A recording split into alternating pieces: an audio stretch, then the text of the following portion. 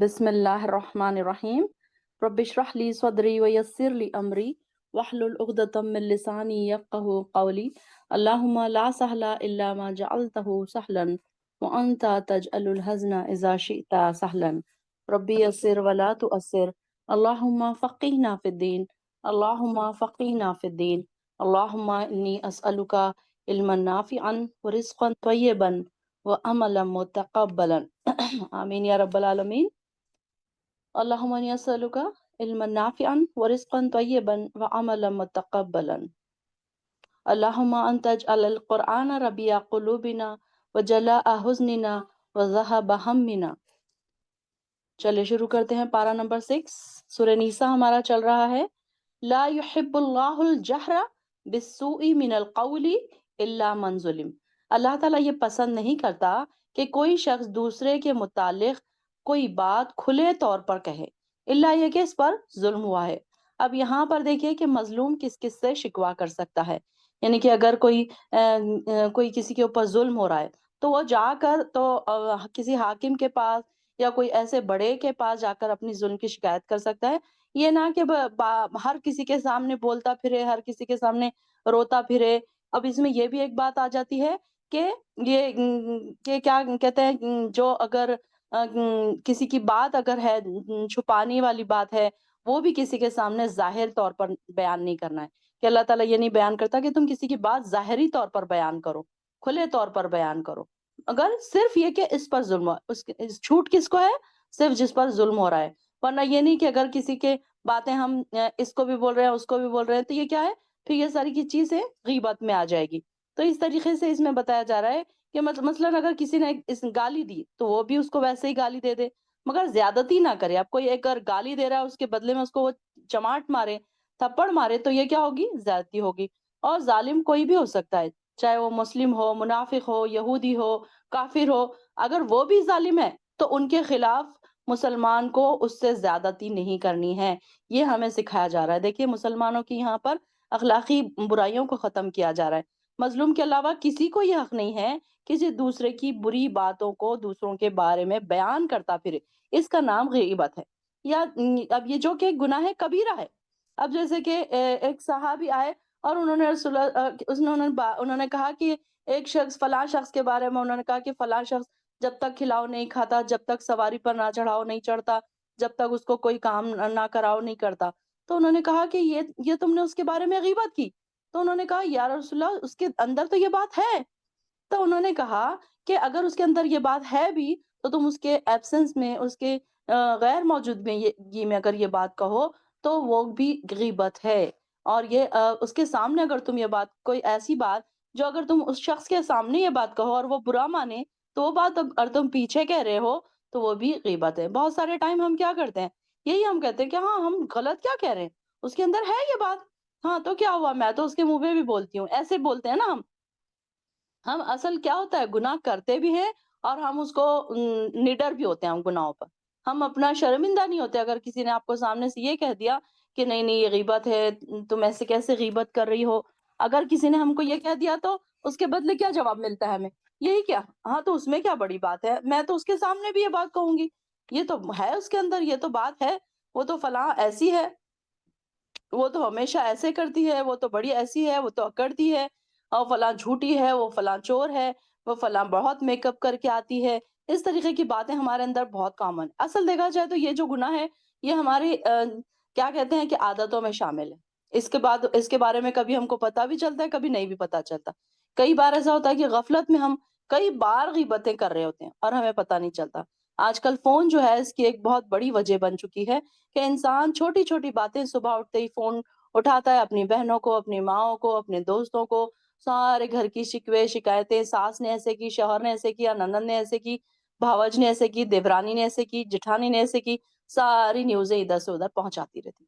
आजकल ये बात बहुत आम हो चुकी है। पहले के ज़माने में तो ये होता था कि अब खत जाएगा या फिर इंसान साल 6 महीने में अपने मायके जाएगा, तब कोई बात बोलेगा, तब तक सारी बातें भूल भी जा चुके होते थे। ये होता था कि एक खत जा रहा है, फिर दूसरा खत आ रहा है, उसका जवाब आ रहा है, जब तक सारे मामला ठंडे हो जाते थे। तो अब तो क्या है कि रात में कोई बात हुई, सुबह में फ़ोन उठाकर सारी बातें महकमे खबर पहुँच गई। تو میکے میں سے پھر ماں باپ فوراً آ گئے، پھر لڑائی جھگڑے وہاں پر بڑھ گئے۔ تو یہ ریزن بنا کہ چھوٹی چھوٹی چیزیں نہ ہم نے صبر کرنا سیکھا، نہ اس کو چھپانا سیکھا، اور غیبت کی وجہ سے کئی لڑائی جھگڑے پھر اس میں سے عام ہوتے تھے۔ تو یہاں پر بھی یہی بتایا جا رہا ہے کہ اللہ تعالیٰ اس کو پسند نہیں کرتا۔ اب یہاں پر دیکھیے کہ ہم کو وہ ساری چیزوں سے نفرت کرنی چاہیے، وہ ساری چیزوں سے ہمیں دور رہنا چاہیے جسے اللہ تعالیٰ پسند نہیں کرتا۔ ہمیں وہ ساری چیزوں کے پیچھے دوڑنا ہے جس کو اللہ تعالیٰ پسند کرتا۔ اللہ تعالیٰ کی رضا ہم چاہتے ہیں نا، اللہم انی اسألک الرضاک، کہ اللہ ہم تیری رضا چاہتے ہیں۔ تو اس کے لیے اللہ یہ کہ کس پر ظلم ہوا ہے اور وہ سب کچھ سننے والا اور جاننے والا ہے۔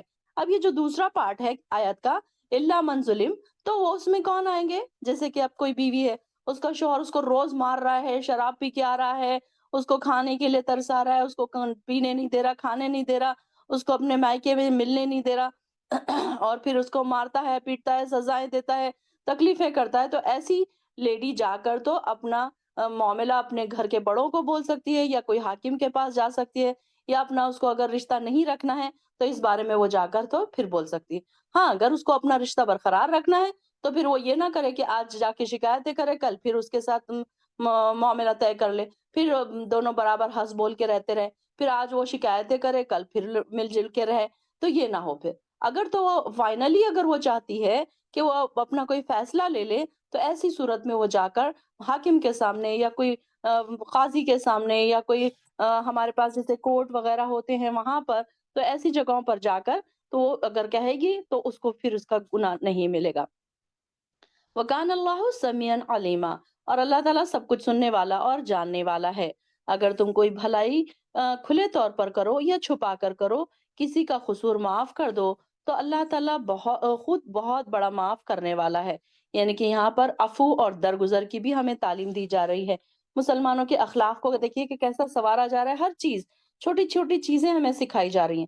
تو یہاں پر یہ کہ اس کے برعکس مسلمانوں کو کیا کہا جائے گا، تم کسی زیادتی کا جواب بھلائی سے دو، یا ظالم کی بددعا کی بجائے اس کو اعلانیہ طور پر خفیہ اس کی بھلائی کی کوئی تدبیر سوچو، تو اس کا قصور معاف کر دو، تو یہ تمہارے حق میں بہتر ہے، جو کہ بہت ہی بڑا بڑا کام ہے۔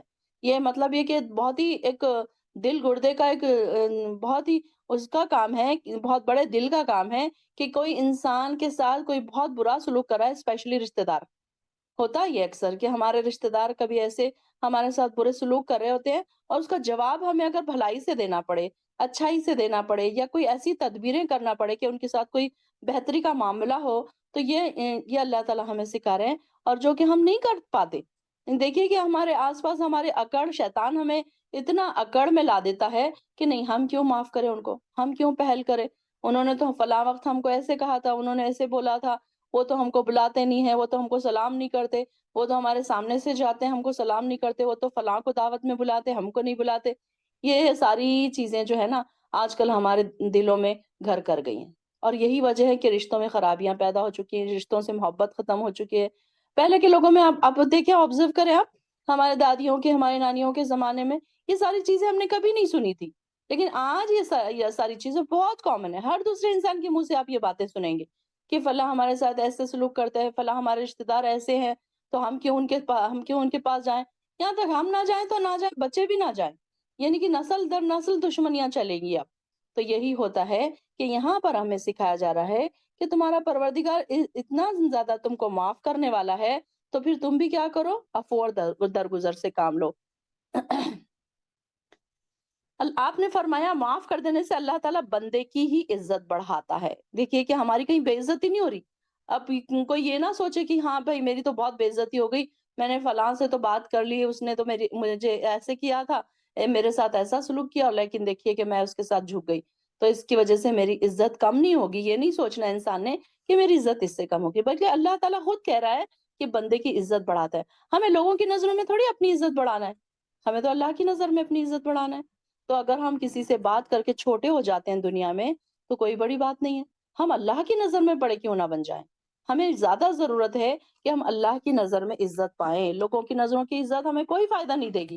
لوگ ہماری کتنی بھی عزت کر لیں، 2 دن کی زندگی میں ہم نے یہاں سے چلے ہی جانا ہے۔ بعد میں آپ کی عزت کو کوئی یاد رکھنے والا ہے، نہ آپ کی بے عزتی کو کوئی یاد رکھنے والا ہے۔ سب بھول بھال جاتے ہیں۔ آپ آبزرو کریں، اپنے آس پاس دیکھیں، کئی ایسے بچے ہیں جو ماں باپ کو بھی بھول جاتے ہیں تھوڑے دن کے بعد۔ کئی ایسے ماں باپ ہیں جو اپنے بچوں کی ڈیتھ کو بھی بھول جاتے ہیں کئی دنوں کے بعد. تو یہاں پر اللہ تعالیٰ نے یہاں بتایا، ہم کتنی اچھی اچھی باتیں ہمیں سکھائی جا رہی ہیں. یہ قرآن جو ہے کہ کیا ہے، ایک نصیحت ہے، سننے والوں کے لیے ایک نصیحت. ہم نے پڑھا نا، تو یہاں پر یہ اگر کوئی غور و فکر کرے تو ایک ایک چیز ہمارے اندر سے برائیوں کو نکالا جا رہا ہے، اچھائیوں کو اس میں ڈالا جا رہا ہے. اور پردہ پوشی بہت بڑی نیکی کا کام ہے. اس میں یہی بات بتائی جا رہی ہے کہ پردہ پوشی، کسی کی باتوں کو چھپا لینا، کسی کی بات اگر آپ کے سامنے پتہ چل جائے تو اللہ تعالیٰ فرماتے ہیں کہ اگر کسی نے میری تمام امت کو معاف کر دیا جائے گا، صرف ظاہر گناہ کرنے والوں کے، اور وہ گناہ کے یہ کہ آدمی رات کو کوئی برا کام کرے اور جب صبح ہو تو اگرچہ اللہ نے اس پر عمل پر پردہ ڈالا تھا، وہ کہے اے فلاں میں نے آج رات وہ کام کیا، یہ کام کیا. کبھی کبھی لوگ اپنے برے کام بھی لوگوں کے سامنے بڑے شان و شوکت سے، شوق سے بتاتے ہیں. تو یہاں پر یہ بھی بات بتائی جا رہی ہے کہ وہ بری بات ہے کہ ہم اپنے برے کام لوگوں کے سامنے بتائیں. اس میں بھی لوگ آج کل ایک بڑی چیز سمجھتے ہیں کہ میں نے فلاں سے تو ایسی بحث کی، ایسی میں نے اس کو گالیاں دی، ایسے ہم بڑے شان سے بولتے رہتے ہیں کہ ہم جیسے کہ کوئی اپنی بڑائی مار رہے ہیں کہ میں نے تو فلاں کو ایسا چماٹا مارا، میں نے تو اس کو ایسے گالی دی، میں نے تو اس کو اتنا ڈانٹا کہ وہ خاموش ہو گیا. تو یہ کیا ہے؟ ہم اپنی برائیاں بیان کر رہے ہیں نا. تو اللہ تعالیٰ نے تو پردہ ڈال دیا تھا اس برائی پر. تو اللہ تعالیٰ کہتا ہے کہ اگر میرا بندہ پردہ ڈالے گا تو میں بھی پردہ ڈالوں گا اس پر. پھر کیا ہے کہ اس پر ہمیں ایسی بری چیزیں ہمیں بیان بھی نہیں کرنا چاہیے. اور اللہ تعالیٰ تو معاف کرنے والا اور ہر چیز پر خوب قادر ہے. اگر تم کوئی بھلائی علانیہ کرو یا چھپ کے کرو یا کسی کا قصور معاف کر دو تو اللہ تعالیٰ ہر چیز کو معاف کرنے والا ہے. جو لوگ اللہ اور اس کے رسولوں کا انکار کرتے ہیں اور چاہتے ہیں کہ اللہ اور اس کے رسولوں کے درمیان تفریق کریں اور کہتے ہیں کہ ہم فلاں فلاں رسول پر تو ایمان لاتے ہیں اور فلاں کا انکار کرتے ہیں، اور یہ چاہتے ہیں کہ کفر اور ایمان کے درمیان ایک تیسری راہ اختیار کر لے، ایسے ہی لوگ پکے کافر ہیں اور ہم نے کافروں کے لیے رسوا کن عذاب تیار کر رکھا ہے. اور جو لوگ اللہ اور اس کے تمام رسولوں پر ایمان لاتے ہیں اور ان میں کسی بھی میں بھی فرق نہیں کرتے، ایسے ہی لوگوں کو اللہ ان کے اجر عطا فرمائے گا. اور اللہ تعالیٰ بڑا بخشنے والا اور رحم فرمانے والا ہے. اے اہل کتاب آپ سے مطالبہ کرتے ہیں کہ آپ آسمان سے ان پر کوئی کتاب اتار لائیں. ان لوگوں نے تو سیدنا موسیٰ سے بھی اس سے بڑی بات کا مطالبہ کیا تھا. کہنے لگے ہم اللہ کو ہمارے سامنے ظاہر دکھا دو. ان کی اس سرکشی کی وجہ سے بجلی نے ان کو آ پکڑا تھا. پھر اے اہل کتاب، تم نے واضح دلائل آ جانے کے بعد بچڑے کو اپنا معبود بنا لیا. پھر ہم نے ان کا یہ قصور بھی معاف کر دیا اور ہم نے موسیٰ کو کھلا غلبہ عطا کیا. ہم نے ان یہود سے اقرار لینے کے لیے ان کے سروں پر طور پہاڑ کو بلند کیا اور کہا کہ دروازے میں سجدہ کرتے ہوئے داخل ہونا، اور یہ بھی کہ حکم دیا کہ ہفتے کے بارے میں زیادتی نہ کرنا. ان باتوں پر ہم نے ان سے مضبوط عہد لیا تھا. پھر چونکہ ان لوگوں نے اپنا عہد توڑ دیا اور اللہ کی آیات کا انکار کر دیا اور انبیاء کو ناحق قتل کیا اور یوں کہا کہ ہمارے دل غلافوں میں ہیں، اور حالانکہ اللہ نے ان کے کفر کی وجہ سے ان کے دلوں پر مہر لگا رکھی ہے. اب یہ دیکھیں کہ معجزات، یہاں پر موسیٰ علیہ السلام کے معجزات بھی بیان کیے جا رہے ہیں کہ موسیٰ علیہ السلام کو کتنے معجزات دیے گئے تھے.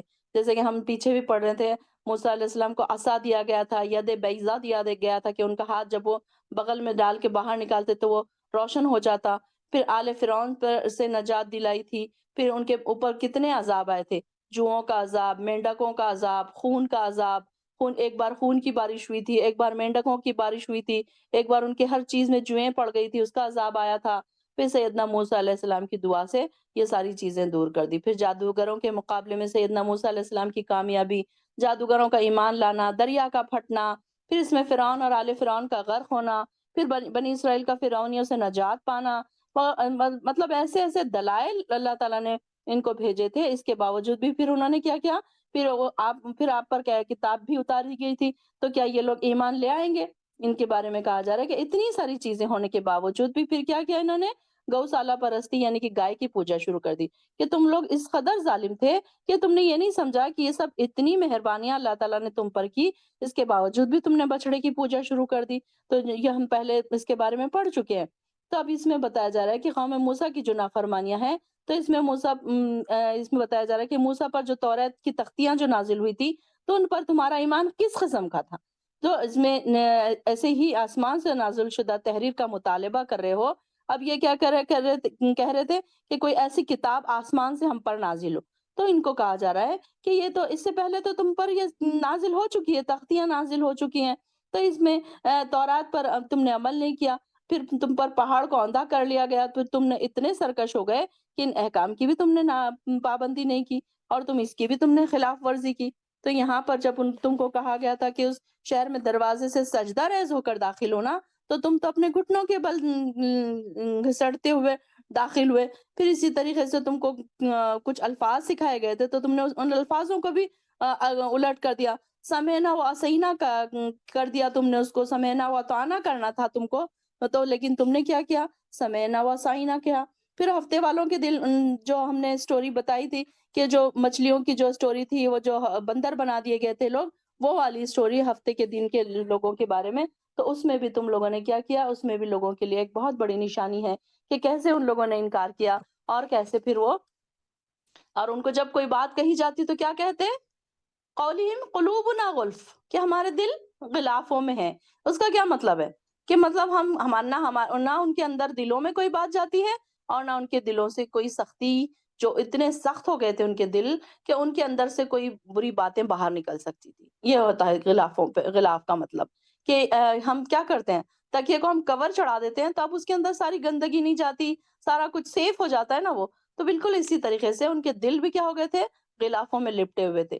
تو وہ ایمان نہیں لانے والے تھے. ان کے لیے کہہ دیا گیا تھا کہ اب اس میں، حالانکہ اللہ نے ان کے کفر کی وجہ سے ان کے دلوں پر مہر لگا رکھی تھی، سوائے چند آدمیوں کے کوئی ایمان نہیں لائیں گے. ان کے لیے اللہ تعالیٰ نے ثابت کر دی تھی، اللہ نے ان کے دلوں پر مہر لگا دی تھی کہ انہوں نے حق بات کا انکار کیا اور مریم پر بہتان لگایا، اور یہ کہنے کی وجہ کہ ہم نے اللہ کے رسول مسیح عیسیٰ ابن مریم کو قتل کر ڈالا، حالانکہ انہوں نے اسے نہ تو قتل کیا اور نہ سولی پر چڑھایا، بلکہ یہ معاملہ ان کے لیے مشکوک کر دیا گیا تھا. اور جن لوگوں نے اس معاملے میں اختلاف کیا وہ خود بھی شک میں مبتلا ہیں.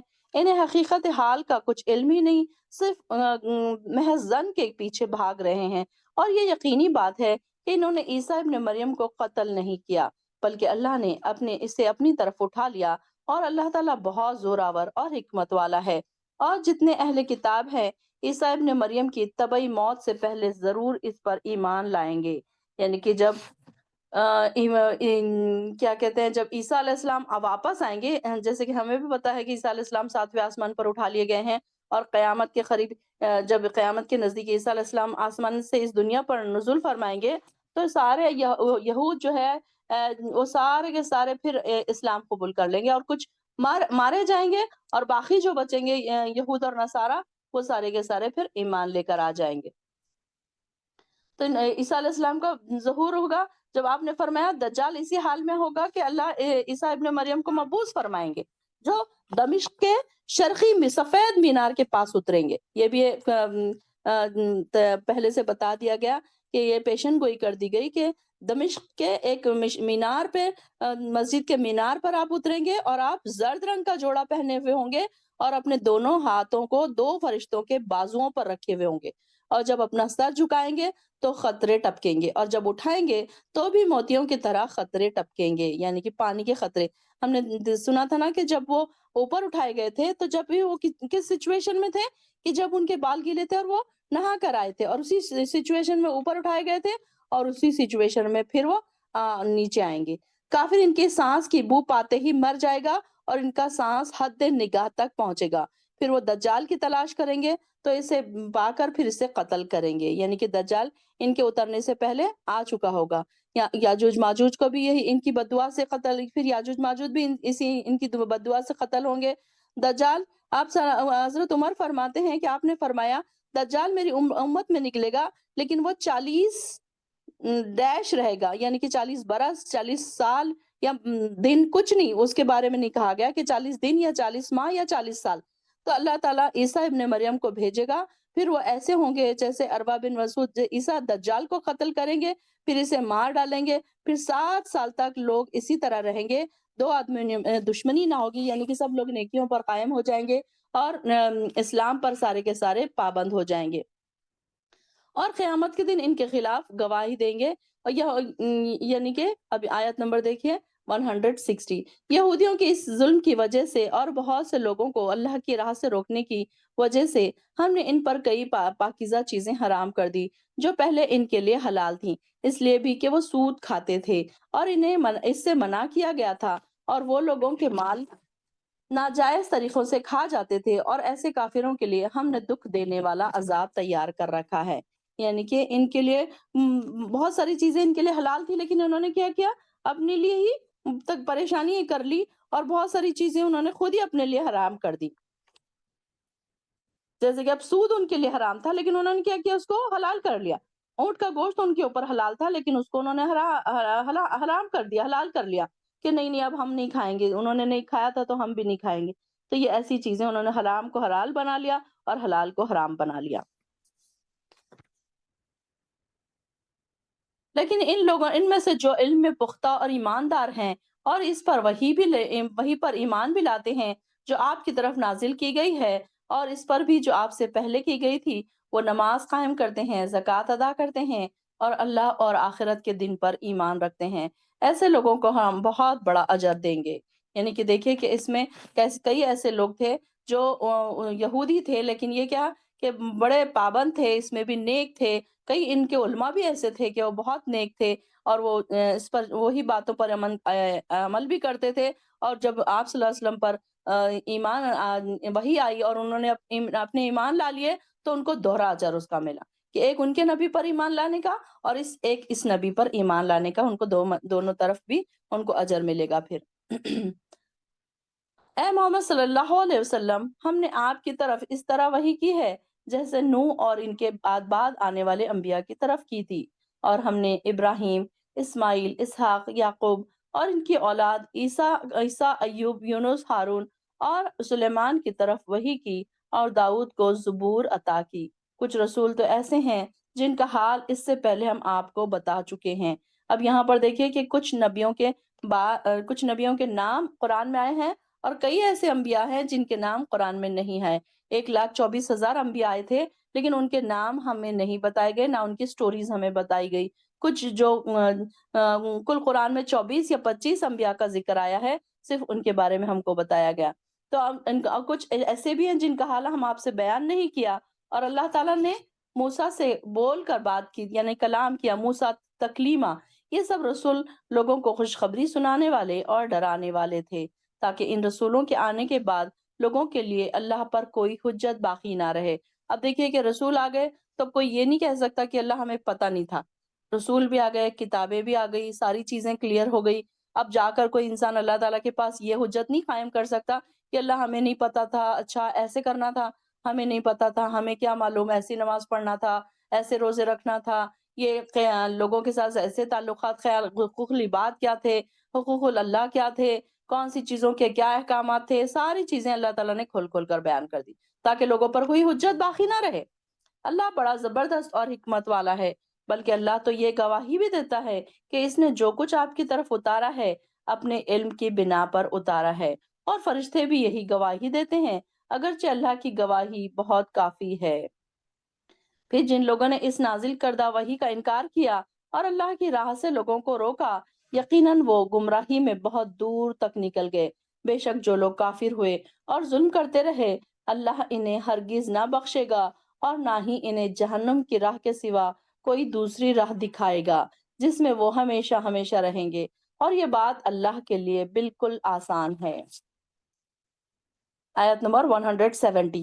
لوگوں، تمہارے پاس تمہارے رب کی طرف سے رسول دین حق لے کر آ چکا ہے، لہٰذا تمہارے لیے بہتر یہی ہے کہ تم ایمان لے آؤ، اور اگر کفر کرو گے تو یاد رکھو جو کچھ آسمانوں اور زمین میں ہے سب اللہ ہی کا ہے، اور اللہ تعالیٰ سب کچھ جاننے والا، حکمت والا ہے۔ اے اہل کتاب، اپنے دین میں غلو نہ کرو۔ غلو کیا ہے؟ یا اہل الکتاب لا تغلو فی دینکم۔ غلو کیا ہے؟ غلو کا مطلب یہ ہے کہ بہت زیادہ، یا تو دین میں کسی کو بہت زیادہ بڑھا دینا یا بہت زیادہ نیچے کر دینا۔ جیسے عیسیٰ کے متعلق نصارہ کا کیا عقیدہ تھا کہ وہ اللہ کے بیٹے ہیں، اب انہوں نے دین میں غلو کر لیا نا، بہت زیادہ بڑھا دیا نبی کو۔ تو اس کے بالکل برعکس یہود کا یہ عقیدہ کہ وہ نبی نہ تھے، بلکہ یہود انہیں کیا ولد الحرام سمجھتے تھے، یعنی کہ یہ سمجھتے تھے کہ بی بی مریم کے اوپر انہوں نے تہمت لگائی تھی، تو اسی بنا پر انہوں نے آپ کو سولی پر چڑھانے میں اپنی کوششیں صرف کر دی۔ تو یہاں پر گویا ایک ہی رسول کے بارے میں غلو کی بنا پر اہل کتاب کے دونوں بڑے بڑے فرقے گمراہ ہو گئے۔ تو یہاں پر ان کے بارے میں کہا جا رہا ہے کہ تم اپنے دین میں غلو مت کرو، حد سے مت بڑھ جاؤ۔ مسیح ابن مریم صرف اللہ کے رسول اور اس کے کلیمہ تھے، جسے اللہ نے مریم کی طرف بھیجا تھا، اور وہ اس کی طرف سے ایک روح تھے۔ تو تم اللہ اور اس کے رسولوں پر ایمان لاؤ اور یہ نہ کہو کہ خدا تین ہیں۔ اب یہ دیکھیے کہ عیسائیوں کا کیا عقیدہ تھا کہ تین خدا ہیں۔ ان کا یہ تھا کہ عیسیٰ، روح القدس اور خدا، یہ تینوں مل کے پھر ایک خدا بنتے، یہ تینوں خدا مل کر ہی ایک خدا بنتے، ان کا یہ تھا۔ ان کی وہ توحید تثلیث اس کو کہتے ہیں، کہ مثلاً وہ ایک مثال ایسی دیتے ہیں کہ ایک پیسے میں تین پائیاں ہوتی ہے اور یہ تینوں مل کر ایک پیسہ بنتا ہے۔ تو یہ اس طریقے سے انہوں نے بنا لیا تھا اپنے عقیدے۔ تم اللہ اور اس کے رسولوں پر ایمان لاؤ اور یہ نہ کہو کہ خدا تین ہے، اس بات سے باز آ جاؤ، یہی تمہارے لیے بہتر ہے۔ صرف اللہ اکیلا ہی الہ ہے، اور وہ اس بات سے پاک ہے کہ اس کی کوئی اولاد ہو۔ جو کچھ آسمانوں اور زمین میں ہے سب اسی کا ہے، اور اللہ اکیلا ہی کائنات کا نظام چلانے کے لیے کافی ہے۔ مسیح اس بات سے شرم نہیں سمجھتے کہ وہ اللہ کا بندہ ہو کر رہیں، اور نہ ہی مقرب فرشتے اس کو شرم محسوس کرتے ہیں۔ جو شخص اس کی بندگی میں شرم محسوس کرے اور تکبر کرے تو اللہ ان سب کو عنقریب اپنے یہاں اکٹھا کرے گا۔ یعنی کہ دیکھیے کہ نبی جو ہے تو وہ اس بات میں نہیں شرم محسوس کرتے کہ وہ اللہ کے نبی ہے، وہ ایک عام بندے ہیں۔ فرشتے بھی اس بات میں نہیں شرم محسوس کرتے کہ ہم فرشتے ہیں صرف، اور اس سے زیادہ کچھ نہیں ہے، بلکہ کوئی انسان اس میں شرمندگی نہ محسوس کرے کہ کوئی چیز ہمیں آتی ہے، کوئی چیز ہمیں نہیں آتی ہے، ہم اللہ کے ایک عام سے بندے ہیں، یہ بتانے میں کوئی شرم محسوس نہیں ہونی چاہیے۔ بلکہ انسان کیا کرتا ہے، ہمیشہ اپنے آپ کو ایک بڑی چیز بتانے کی کوشش کرتا ہے۔ تو اس میں کیا ہے کہ دیکھیے اتنے بڑے بڑے انبیاء تھے، اتنے بڑے بڑے فرشتے تھے، لیکن انہوں نے کبھی اس میں شرم نہیں محسوس کی کہ ہم اس سے زیادہ بڑھ جائیں، یا ہم اتنے بڑے ہو جائیں، یا ہم اتنے چھوٹے کیوں ہیں، ہمیں تو اتنا بڑا فرشتے بنایا گیا ہے تو لوگ ہماری بھی عبادت کریں۔ ایسے انہوں نے کبھی نہیں سوچا، انبیاء نے بھی یہ نہیں سوچا کہ ہم اس طریقے سے ہم کو کوئی ہماری کوئی عبادت کرے، یا ہم کو بہت زیادہ کوئی عزت دیتا رہے۔ پھر جو لوگ ایمان لائے اور نیک عمل کرتے رہے انہیں ان کے پورے اجر دے گا اور اپنے فضل سے زیادہ بھی دے گا۔ مگر جن لوگوں نے اللہ کی بندگی کو آر سمجھا، یعنی کہ شرم کی بات سمجھا اور اکڑے رہے، تو انہیں وہ دکھ دینے والا عذاب دے گا، اور وہ اپنے لیے اللہ کے سوا کسی کو بھی حامی اور مددگار نہیں پائیں گے۔ لوگوں تمہارے پاس تک تمہارے رب کی طرف سے واضح دلیل آ چکی ہے، اور ہم نے تمہاری طرف صاف صاف راہ دکھانے والا نور یعنی کہ قرآن نازل کیا۔ وَأَنزَلْنَا إِلَيْكُمْ نُورًا مُبِينًا، آیت نمبر 174 میں اللہ تعالیٰ نے قرآن کے لیے کیا لفظ استعمال کیا؟ نور۔ کیا یہ ایک نور ہے؟ نور کیسے ہے؟ ہم کو اندھیروں سے روشنی کی طرف لاتا ہے نا، ہم گمراہیوں سے، ہم کو ضلالت سے، ہم کو ایسے راستوں پر لاتا ہے جو بالکل کھلے راستے ہیں، جو بین ہے، واضح راستے ہیں۔ تو گمراہی سے ہدایت کی طرف لانے والا جو راستہ ہے تو وہ کیسا ہے؟ نور کا راستہ ہے۔ تو اب جو لوگ اس اللہ پر ایمان لے آئے اور اس قرآن کو مضبوطی سے تھامے رہے، انہیں اللہ اپنی رحمت اور فضل میں شامل کرے گا، اور اپنی طرف آنے کی سیدھی راہ انہیں دکھائے گا۔ مضبوطی سے تھامے رہنے کا کیا مطلب ہے؟ یہ نہیں ہے کہ ٹائٹ پکڑ لیں بس، یا پھر اپنے سینے سے لگا لیں، یا پھر اس کو اچھے سے کورز میں ڈال کے اس کو جزدان میں لپیٹ کے بڑے خوبصورت سے جزدان بنا کر تو اس کو اوپر تاخوں میں سجا دے۔ نہیں، بلکہ اس کو تھامنے کا مقصد یہ ہے کہ اس کو پڑھا جائے، اس کو سمجھا جائے، اس پر عمل کیا جائے، اس کو اپنے دلوں میں اتارا جائے۔ لوگ آپ سے کلالہ کے متعلق فتویٰ پوچھتے ہیں، آپ ان سے کہیے اللہ تمہیں اس کے بارے میں فتویٰ دیتا ہے کہ اگر کوئی شخص لاولد مر جائے، یعنی کہ اس کی کوئی اولاد نہ ہو، اور اس کی ایک بہن ہو، تو اسے ترکے کا نصف ملے گا۔ یعنی کہ نہ اس کے ماں باپ ہیں، ہم نے پیچھے پڑھا تھا نا، کلالہ کیا ہے؟ ایسا شخص جس کے نہ ماں باپ ہیں، نہ بچے ہیں، نہ اولاد ہے، تو اس کی بہن کو اس کا نصف ملے گا، آدھا حصہ اس کی بہن کو ملے گا۔ اور اگر کلالہ عورت ہے، یعنی لاولد ہے، اس کی کوئی اولاد نہیں ہے، اور اس کا بھائی اس کا وارث ہوگا، تو یہاں پر دیکھیے کہ اگر عورت ہے تو اس کا بھائی اس کا وارث ہوگا، اور اگر مرد ہے تو اس کی بہن اس کی وارث ہوگی۔ اگر 2 بہنیں ہیں تو ان کو ترکے کا 2/3 ملے گا، اور اگر کئی بہن بھائی ہوں یعنی مرد اور عورتیں ملے جلے ہوں تو مرد کو 2 عورتوں کے برابر حصہ ملے گا۔ اللہ تمہارے لیے یہ وضاحت اس لیے کرتا ہے کہ تم بھٹکتے نہ پھرو، اور اللہ تعالیٰ ہر چیز کو جاننے والا ہے۔ واللہ بکل شیء علیم۔ سورۃ المائدہ۔ بسم اللہ الرحمن الرحیم۔ اے ایمان والو، اپنے معاہدات کو پورے کرو۔ تمہارے لیے ہر مویشی قسم کے چرنے والے جانور حلال کیے گئے ہیں، سوائے ان جانوروں کے جو آگے چل کر تمہیں بتائے جا رہے ہیں۔ البتہ احرام کی حالت میں ان کا شکار حلال نہ سمجھو، اور اللہ تعالیٰ وہی حکم دیتا ہے جو وہ چاہتا ہے۔ اے ایمان والو، اللہ کے شعائر کی بے حرمتی نہ کرو، نہ حرمت والے مہینے کی، نہ قربانی کی، اور نہ پٹے والے جانوروں کی، اور نہ ہی ان لوگوں کو تنگ کرو جو اپنے رب کی رضا اور اس کا فضل کی تلاش میں بیت اللہ کے حج کے قصد کے لیے جا رہے ہیں، اور جب تم احرام کھول دو تو شکار کر سکتے ہو۔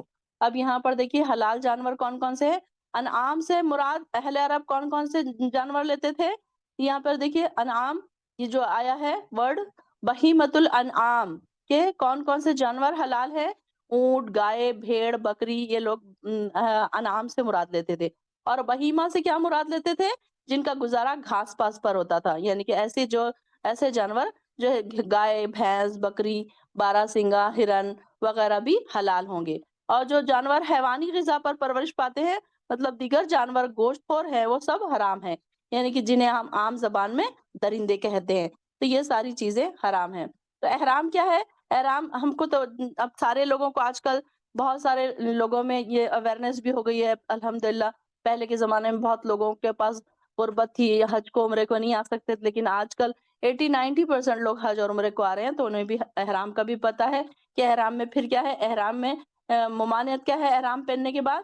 کہ وہ خود شکار بھی نہیں کر سکتا، اور دوسرے کوئی شکار کرے تو ان کی مدد بھی نہیں کر سکتا، نہ ہی دوسرے کے شکار وہ کھا سکتا ہے۔ تو یہاں پر پہلے کے زمانے میں یہ ہوتا تھا، ہمارے لیے تو وہ ساری چیزیں اب نہیں ہے کہ ہم کوئی شکار کریں گے احرام کی حالت میں۔ پہلے کے زمانے میں لوگ پیدل سفر کرتے تھے، تو راستے میں ان کو کہیں نہ کوئی شکار دکھ جاتا تھا، کہیں بھوک لگتی تھی، کہیں کھانے پینے نہیں ہوتے تھے، کہیں ہوٹلیں نہیں ہوتی تھی، تو اب وہ کیا کرتے تھے؟ شکار کر لیتے تھے۔ لیکن اب ان کو کیا تھا؟ احرام کی حالت میں پھر وہ ان کو شکار پر بھی پابندی لگا دی گئی تھی ان کے لیے۔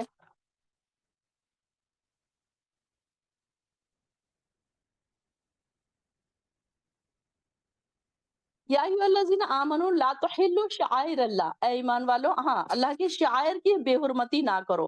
اور یہ اللہ کے شعائر کیا ہے؟ جیسے مسلمانوں کے گرجا ہے، مسلمانوں کی مساجد ہیں، گرجا ہے، سلیب ہے عیسائیوں کے، یہ ایسی ساری چیزیں کیا ہے؟ شعائر ہے، اللہ کی نشانیاں ہیں۔ یہ اذان ہے، نماز ہے، نماز با جماعت ہے۔ اب لوگ ہندوؤں کے مندر ہیں، یہ ان کے لیے کیا ہے؟ ایک شاعر ہے یہ۔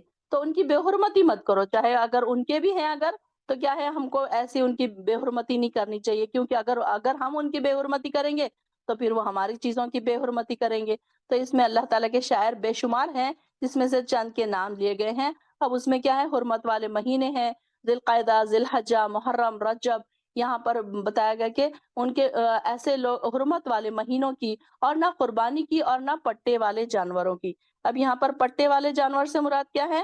کہ جو کعبے میں بھیجے جاتے تھے پہلے، قربانی کے جانوروں کے گلے میں کیا کر دیتے تھے؟ وہ پٹے ڈال دیتے، تاکہ اس سے سمجھ میں آ جائے کہ یہ قربانی والے جانور ہے۔ تو اس کے علاوہ تمام مناسک حج میں شعائر اللہ بھی داخل ہے۔ تو یہاں پر یہ جو اللہ کے شعائر ہے، تو اس میں یہ سارے شعائر بھی شامل ہیں۔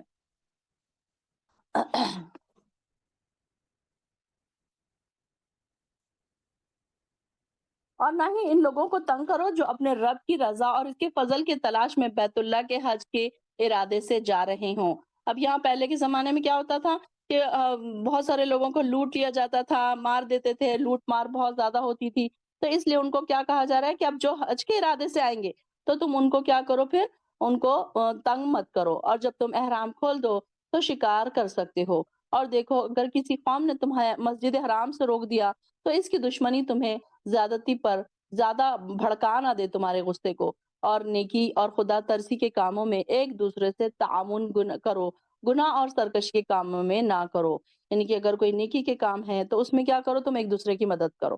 اب جیسے کہ ہم کوئی اگر کنواں بنا رہا ہے تو ہم اس کی مدد کر رہے ہیں کہ چلو ہم سب کو سب پیسے جمع کر کے آپ کو دیتے ہیں۔ یا کوئی مسجد بنا رہا ہے یا کوئی مدرسے بنا رہا ہے یا کوئی ایسا کوئی ایسا ادارہ کھول رہا ہے، جیسے سلائی کلاس کوئی کھولنا چاہتا ہے، تو سارے مل کر اس کی مدد کر دیں کہ چلو آؤ ہم سب آپ کی مدد کرتے ہیں۔ تو نیکی کے کاموں میں ایک دوسرے کی مدد کر سکتے ہیں کہ اب جو کوئی قرآن کی کلاس اگر کوئی چلا رہا ہے تو آپ اس کی مدد کر سکتے ہیں کہ اس کی کلاس میں سارے اسٹوڈنٹس کو لا کر دے دیں، یا کوئی ایسی غریب عورت ہے جو اپنا گزارا اس پر چلا رہی ہے تو آپ اس کو اسٹوڈنٹس لا کر دے دیں، یہ بھی ایک نیکی کے کاموں میں ہیلپ کرنا ہے۔ اور گناہ اور سرکشی کے کاموں میں کیسے مدد ہو سکتی ہے کہ کوئی مووی دیکھنے جا رہا ہے، چلو سب کو جمع کر کے چلو تم بھی چلو تم بھی چلو، ان کو بھی بتا رہے ارے ہم کیا آج کل زمانے میں کیا ہو رہا ہے کہ بہت اچھی مووی ہے، ساروں کو بتایا جا رہا ہے کہ ارے ہم دیکھ کر آئے ہیں وہ مووی بہت اچھی ہے تم بھی دیکھو۔ تو یہ کیا ہے؟ سرکشی کے کاموں میں ایک دوسرے کو اکسایا جا رہا ہے نا، کیا کوئی برائی کی طرف کسی کو بلایا جا رہا ہے؟ تو یہ کاموں سے بچو، اللہ سے ڈرتے رہو، بے شک اللہ تعالیٰ کا عذاب بہت سخت ہے۔ تم پر یہ چیزیں حرام کی گئی ہیں، مردار خون، سور کا گوشت اور ہر وہ چیز جو اللہ کے علاوہ کسی اور کے نام سے مشہور کر دی گئی ہے۔ 4 چیزیں انڈرلائن کر لیجئے۔ صرف دیکھیے کہ حلال کی لسٹ کتنی لمبی ہے، ساری چیزیں حلال ہیں، صرف حرام کیا ہے؟ 4 چیزیں۔ ایک تو مردار، دوسرے خون، سور کا گوشت اور ہر وہ چیز جس کے اوپر اللہ کا نام لیا گیا، کسی آستانوں پر یا کسی درگاہوں پر کسی کے ناموں پر قربانیاں کی جا رہی ہیں، کوئی نظر نیاز پیش کی جا رہی ہے، ان کے نام سے قربانی دی جا رہی ہے، تو وہ گوشت پھر حرام، وہ کھانا بھی حرام ہے پھر یہاں پر۔ تو یہاں پر یہ بتایا جا رہا ہے کہ یہ ساری چیزیں کیا ہے؟ بہت ساری چیزیں تم پر حلال ہے، لیکن کچھ چیزیں تم پر حرام کر دی گئی ہیں۔ اور وہ جانور جو گلا گھٹ کر یا چوٹ کھا کر یا بلندی سے گر کر یا سینگ کی ضرب سے مر گیا ہو، تو وہ جانور جسے کسی درندے نے پھاڑ کھایا ہو، الا یہ کہ ابھی وہ زندہ ہو، تم اسے ذبح کر لو۔ یعنی کہ اگر کوئی جانور کو ایسا ہو گیا کہ وہ اوپر سے چوٹ کھا کے گر گیا، بلندی سے گر گیا، یا کسی جانور نے اس کو سینگ مار دیا لیکن ابھی وہ مرا نہیں، تو اس کو تم ذبح کر کے کھا سکتے ہو۔ اور وہ جانور بھی جو آستانے پر ذبح کیا گیا، ہر وہ چیز بھی حرام ہے جس میں فال کے تیروں سے تم اپنی قسمت معلوم کرو، یہ سب گناہ کے کام ہے۔ اب یہاں پر آستانے کس کو کہتے ہیں؟ آستانے یعنی کہ بہت ساری جگہوں پہ ایسے دور نبوی میں ایک شخص نے نظر مانی تھی کہ وہ ایک مقام ہے، بوانا کے مقام پر ایک اونٹ کی قربانی کرے گا۔ تو یعنی کہ اب یہ کہ وہ آپ کے پاس آیا اور اس نے کہا کہ میں نے اس مقام پر ایک اونٹ ذبح کرنے کی منت مانگی تھی، تو آپ سے پوچھا گیا تو آپ نے کہا کیا وہاں دور جاہلیت کے بتوں میں سے کوئی بت تھا جس کی عبادت کی جاتی رہی ہو؟ تو لوگوں نے کہا نہیں۔ پھر آپ نے پوچھا کیا وہاں مشرکوں کی کوئی عیدوں کا کوئی میلہ عرس تو نہیں لگتا؟ لوگوں نے کہا نہیں۔ پھر تب آپ نے اس شخص کو اپنی نظر پوری کرنے کی اجازت دے دی۔ تو اللہ تعالیٰ اللہ کی نافرمانی نظر پوری کرنا جائز نہیں ہے، اور نہ ایسی چیزوں میں جو یعنی کہ جہاں پر کوئی عیدیں ہو رہی ہیں، عرس لگ رہے ہیں، یا پھر کوئی ایسی جگہ ہے جہاں پر دور جاہلیت میں کوئی ایسی جگہیں تھی جہاں پر لوگ جا کر اپنی منتیں مانگتے تھے، تو یہ ساری جگہوں پر جا کر اگر کریں گے تو یہ بھی منع ہے۔ قسمت کے ذریعے غیب کی خبریں یا اچھی بری قسمت کا حال معلوم کرنا، تو یہ بھی ایک کیا ہے؟ جبت میں شامل ہوگا۔ یہ بھی جیسے ہم نے پیچھے جبت کی بارے میں پڑھا ڈیٹیل، تو یہ کیا ہے؟ عموماً کسی بت خانے میں یا کافروں کے گمان کے مطابق کسی مقدس مقام پر پڑے رہتے تھے۔ جب کوئی اہم کام یا سفر درپیش ہوتا تو پہلے ان تیروں سے حالات معلوم کرتے تھے وہ لوگ۔ تو یہ اب عرب میں کیا تھا؟ فال گیری کا رواج تھا کہ پہلے کیا کرتے تھے؟ وہ فال کھولتے تھے۔ کیا اب اس میں یہ تھا کہ سیدہ عائشہ رضی اللہ عنہ واقع ہجرت بیان کرتے ہوئے فرماتی ہیں کہ اس نے سراخہ جو خود کہتے ہیں کہ میں نے اپنا گھوڑا دوڑایا تاکہ جلد از جلد انہیں جا کر پکڑوں۔ جب میں ان کے قریب پہنچ گیا تو گھوڑے نے ٹھوکر کھائی اور میں گر گیا۔ میں نے اٹھ کر اپنا ہاتھ اپنے ترکش میں ڈالا، اس سے تیر نکالا اور یہ فال نکالی کہ میں ان لوگوں کو نقصان پہنچاؤں یا نہ پہنچاؤں، مگر وہ فال میں مجھے وہ چیز نکلی جو مجھے پسند نہ تھی۔ پھر میں اپنے گھوڑے پر سوار ہو گیا اور فال کی کوئی پرواہ نہیں کی۔ یعنی کہ وہ اپنے تیروں سے فال نکالتے تھے۔ اب اور جب آپ نے اور دوسرے یہ کہ کعبے کے اندر تصویریں دیکھی آپ صلی اللہ علیہ وسلم نے، آپ یہاں پر آگے بھی آ رہا ہے کہ ایسی ایسی چیزیں جو پردے ہیں، تصویریں ہیں، وہ ساری چیزوں کو منع فرمایا تھا اللہ تعالیٰ نے۔ ابن عباس کہتے ہیں کہ فتح مکہ کے موقع پر جب آپ نے کعبے کے اندر تصویریں دیکھی تو آپ اندر داخل نہیں ہوئے، یہاں تک کہ آپ کے حکم سے ساری تصویریں مٹا دی گئیں۔ جب آپ نے ابراہیم اسماعیل کی تصویروں کو دیکھا، ان کے ہاتھوں میں تیر تھے، تو آپ نے فرمایا اللہ کی قسم انہوں نے کبھی تیروں سے فال نہیں نکالی۔ تو یہاں پر اب اسلام کو اتنا عروج حاصل ہو چکا تھا کہ کافر اپنی پوری کوشش کے باوجود بھی ان کی راہ نہیں روک سکتے تھے، یعنی کہ کفر کے اوپر غالب آنے کی راستے پورے ان کے بند ہو چکے تھے۔ آج کافر تمہارے دین سے پوری طرح مایوس ہو گئے ہیں، لہٰذا ان سے مت ڈرو، صرف مجھی سے ڈرو۔ کیا کہہ رہے ہیں اللہ تعالیٰ؟ فَلَا تَخْشَوْهُمْ وَاخْشَوْنِي، یعنی کہ آج بھی کیا ہے، لوگوں کا ڈر ہمارے دلوں میں بہت زیادہ ہے۔ اللہ کے ڈر سے زیادہ لوگوں کا ڈر ہے کہ ہم یہ سوچتے ہیں کہ اگر ہم یہ نیکی کے کام کریں گے تو لوگ ہمارے بارے میں کیا کہیں گے، لوگ کیا سوچیں گے، ہم اگر میں ایسے پردہ کروں گی تو لوگ کیا سوچیں گے، میرے گھر کے لوگ کیا سوچیں گے، میرے خاندان والے میرے بارے میں کیا سوچیں گے۔ بلکہ ہمیں کیا چاہیے تھا؟ وخشونی، اللہ تعالیٰ سے ڈرتے ہم، تو ہم نے کیا کیا، لوگوں کا ڈر اپنے دلوں میں بٹھا لیا۔ دیکھیے نا کہ آج ہم لوگ کتنا ڈرتے ہیں اللہ سے، لوگوں سے کتنا ڈرتے ہیں اور اللہ سے کتنا ڈرتے ہیں۔ چیک کیا کریں اپنے دلوں کو کہ کتنی جگہ پر ایسا ہوتا ہے کہ ہم اللہ کے ڈر کی پرواہ کیے بغیر کوئی گناہ کے کام کرتے رہتے ہیں، اور کوئی دو لوگوں کے ڈر کی بنا پر بہت ساری چیزیں ہم چھوڑتے رہتے ہیں کہ نہیں لوگ کیا کہیں گے، لوگ کیا کہیں گے۔ آج کے دن میں نے تمہارے لیے تمہارا دین مکمل کر دیا اور تم پر اپنی نعمت پوری کر دی اور تمہارے لیے بحیثیت دین اسلام کو پسند کیا۔ پھر اگر کوئی شخص بھوک کے مارے ان حرام کردہ چیزوں میں سے کسی چیز کو کھانے پر مجبور ہو جائے، بشرط یہ کہ وہ گناہ کی طرف مائل ہونے والا نہ ہو، تو یقیناً اللہ تعالیٰ بخشنے والا اور رحم کرنے والا ہے۔ اب یہ کہ ہم نے اس سے پہلے بھی یہی پڑھا کہ حرام چیز حلال کب ہو جاتی ہے؟ جب انسان بہت زیادہ ضرورت میں آ جائے اس چیز کے، جیسے کہ کوئی انسان کے پاس دوسرا کوئی کھانا ہی نہیں ہے سوائے اس کے کہ وہ حرام کھا لے، یا اس کی موت اس کے بالکل قریب ہے کہ وہ مرنے کو آ جائے، لیکن وہ انسان بھی کیسا ہو، بہت نیک ہو، وہ اس سے بچنا چاہتا ہے، وہ نہیں کھانا چاہتا، وہ حد سے بڑھنے والا نہیں ہو، اور وہ ایسا نہیں ہے کہ چلو اب کھانے کو مل ہی رہا ہے تو بہت زیادہ کھا لے۔ اب جیسے کہ شراب ہے، کوئی ڈاکٹر نے اگر تھوڑی سی اس کو کوئی دوا میں ملا کر اس کو دے دی، تو اس کا یہ مطلب نہیں ہے کہ چلو اس سے بہت نشہ آ رہا ہے تو اس کو بہت زیادہ پی لے۔ پھر وہ کوئی ایسی کھانے پینے کی چیزیں جو بہت پسندیدہ ہیں اور وہ نہیں کھا رہے تھے، لیکن اب چلے اب ایسی ضرورت پیش آ گئی تو چلو کھانے کے، اللہ تعالیٰ نے تو منع نہیں کیا ایسی جگہوں پر، تو بہت زیادہ سیر ہو کر کھا رہے ہیں۔ تو ایسی چیز نہیں ہے کہ اللہ تعالیٰ نے منع کیا ہے کہ سیر ہو کر نہیں کھانا، مجبور ہو کر اگر ایک دو بائٹس کھا لے یا کچھ اتنی کھا لے کہ وہ اپنی زندگی کو بچا سکے تو پھر اس پر کوئی گناہ نہیں۔ لوگ آپ سے سوال پوچھتے ہیں ان کے لیے کچھ حلال کیا گیا؟ آپ ان سے کہیے کہ تمام پاکیزہ چیزیں تمہارے لیے حلال کر دی گئی ہیں، اور ان شکاری جانوروں کا شکار بھی جنہیں تم نے اس طرح سدھایا ہو جسے اللہ نے تمہیں سکھایا، جیسے اللہ نے تمہیں سکھایا ہے۔ لہٰذا جو شکار وہ تمہارے لیے روکے رکھے وہ کھا سکتے ہو، اور انہیں چھوڑتے وقت اللہ کا نام لیا کرو، اللہ سے ڈرتے رہو۔ یعنی کہ اب جو یہ شکاری جانور جو ہوتے ہیں، شکاری جانوروں میں پرندے بھی ہیں، جیسے باز ہیں، اور کتا ہے، جانوروں میں چیتا ہے، باز ہے، اس میں ان لوگوں کو کیا کیا جاتا ہے، سکھایا جاتا ہے شکار کیسے کرنا ہے۔ تو وہ کیا کرتے ہیں، وہ شکار کو اپنے مالک کے لیے روک کر رکھتے ہیں، مطلب وہ مار نہیں دیتے پوری طریقے سے، تو خود اس میں سے کچھ نہیں کھاتے۔ تو یہاں پر ان کے لیے کہا جا رہا ہے کہ آپ نے فرمایا جب تم اپنے سکھائے ہوئے کتوں کو چھوڑ دو اور ان پر اللہ کا نام لو تو ان کا کیا ہوا شکار تم کھا سکتے ہو، اور جب تم اپنا تیر چھوڑو تو بسم اللہ کہہ کر چھوڑو، یعنی کہ اگر تیر سے شکار کر رہے ہو تو کیا ہے، وہ ساری چیزیں پھر حلال ہو جائیں گی، اور جب تم تیر چھوڑو اور شکار غائب ہو جائے تو جب ملے اسے کھا سکتے ہو، یعنی کہ وہ خراب نہیں ہوا ہوا ہے اگر، تو اس کو بعد میں بھی کھا سکتے ہیں اگر مل گیا تو۔ آپ نے فرمایا اگر تم شکار پر تیر چھوڑو پھر اس شکار کو 1 یا 2 دن کے بعد پاؤ، پھر دیکھو کہ اس پر تمہارے تیر کے علاوہ کوئی اور نشان تو نہیں، تو پھر اسے کھا سکتے ہو۔ اگر وہ شکار پانی میں گرا پڑا ہو تو اسے مت کھاؤ۔ یعنی کہ دیکھیے کہ کیسے اللہ تعالیٰ نے یہاں پر بہت ساری چیزیں بھی ان لوگوں کے لیے کلیئر کر دی۔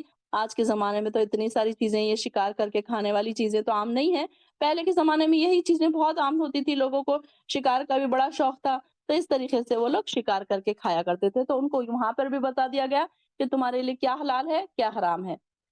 بے شک اللہ کو حساب چکاتے دیر نہیں لگتی، آج تمہارے لیے تمام چیزیں حلال کر دی گئی ہیں، اور اہل کتاب کا کھانا تمہارے لیے حلال ہے اور تمہارا کھانا ان کے لیے، اور مومن عفیفہ عورتیں تمہارے لیے حلال ہے، اور ان لوگوں کی عفیفہ عورتیں بھی جنہیں تم سے پہلے کتاب دی گئی تھی، یعنی کہ جو اہل کتاب کی جو اہل کتاب یا عورت سے نکاح بھی جائز ہے یعنی کہ اہل کتاب کی جو عورتیں ہیں ان سے نکاح جائز ہے، اور ان کا کھانا بھی ہمارے لیے جائز ہے۔ یعنی کہ نکاح کا مقصد صرف یا یہ نہیں ہوتا کہ صرف میاں بیوی مل کر انجوائے کریں، بلکہ اس سے کیا ہوتا ہے کہ وہ اپنے مذہب میں آتی ہیں، اور پھر وہ ہمارے مذہب میں آ کر ہو سکتا ہے کہ ان کے بہت ساری چیزیں درست ہو جائیں، یا ان کے اور خاندان کے خاندان درست ہو جائیں، تو اس لیے اہل کتاب کی عورت سے جائز ہے۔ مگر کتابی عورت سے نکاح صرف اس صورت میں جائز ہوگا کہ کسی فتنے کا خطرہ نہ ہو۔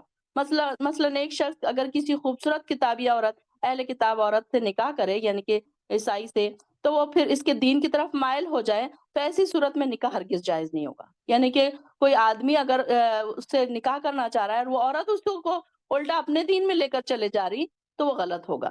تو اس آیت کے آخر میں یہ بھی ہے کہ وَمَن يَكْفُرْ بِالْإِيمَانِ سے ظاہر ہوتا ہے کہ اس خطرے کے امکان سے بچنے کے لیے پھر وہ ایسی صورت نہیں پیش آنی چاہیے۔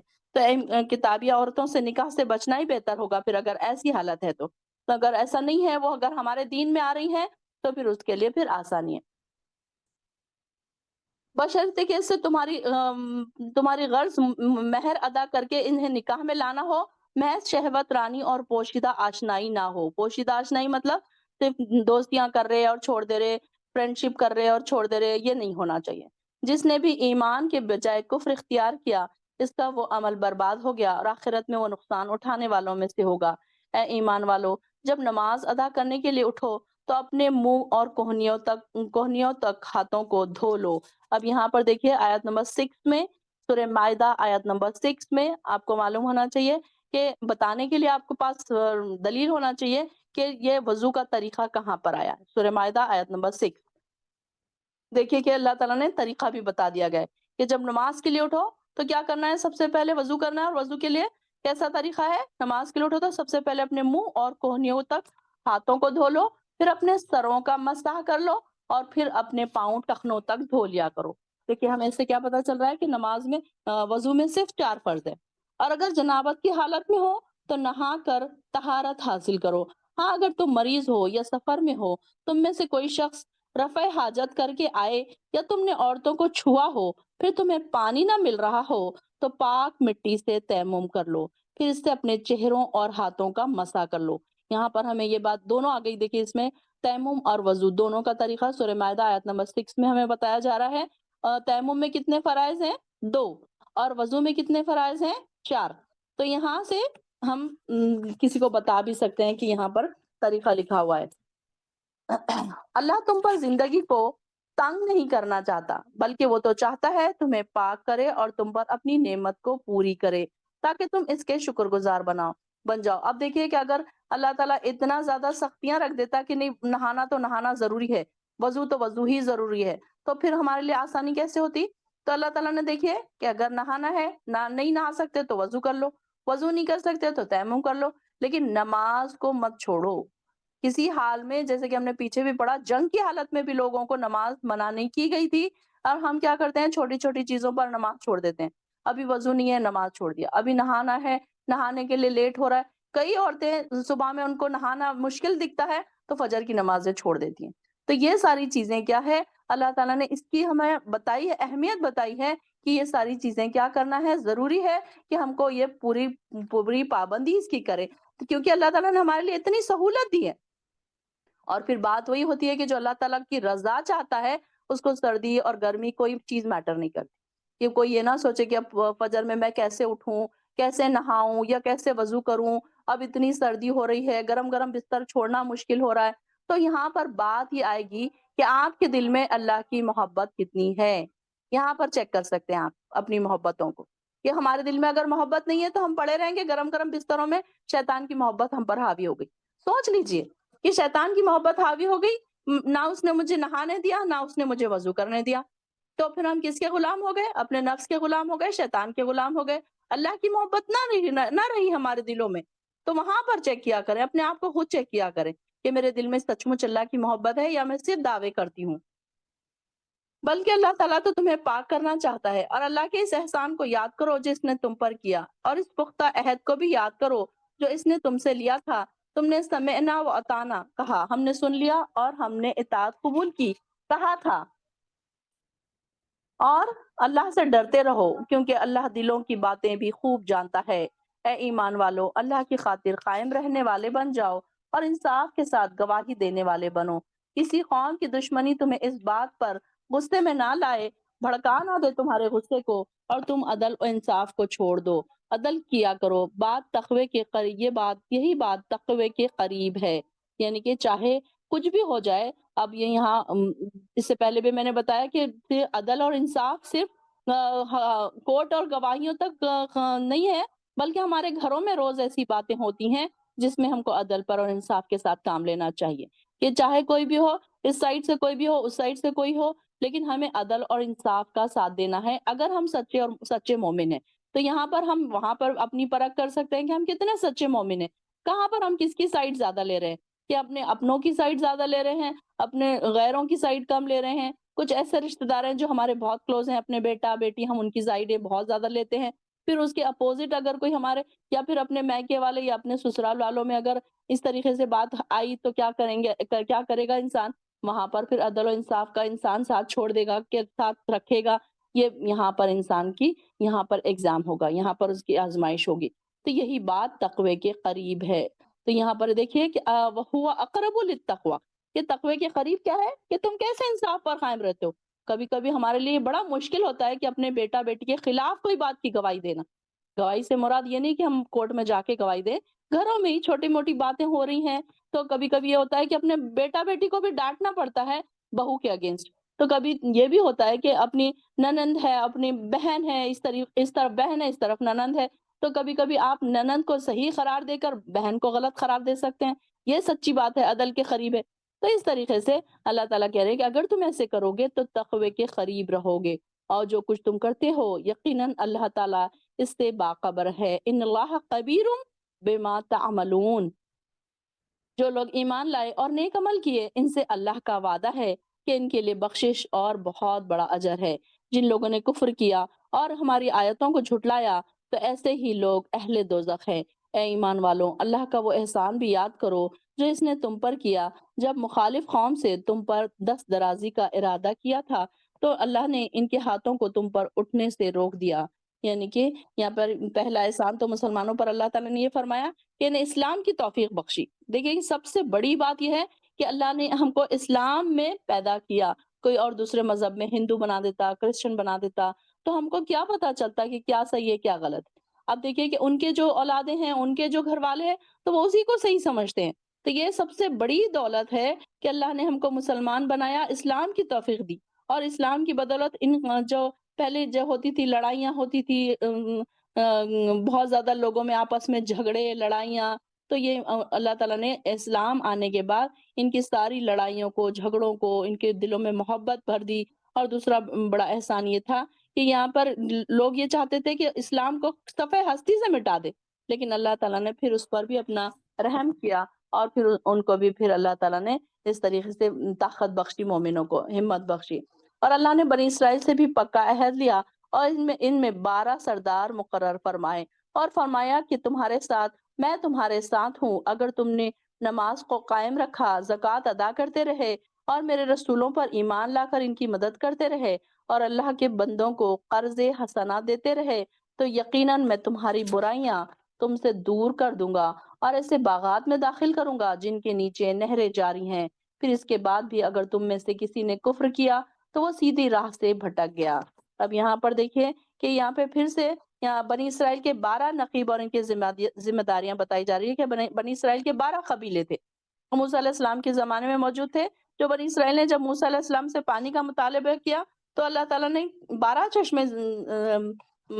چشمے بہہ نکلے، پھر اس میں سے جب انہوں نے اپنا عصا مارا تو، اور 12 چشمے پھر 12 قبیلوں نے اپنے اپنے نام کر لیے۔ تو یہ ان کو کیا کہا گیا تھا؟ اب ان کو یہ بھی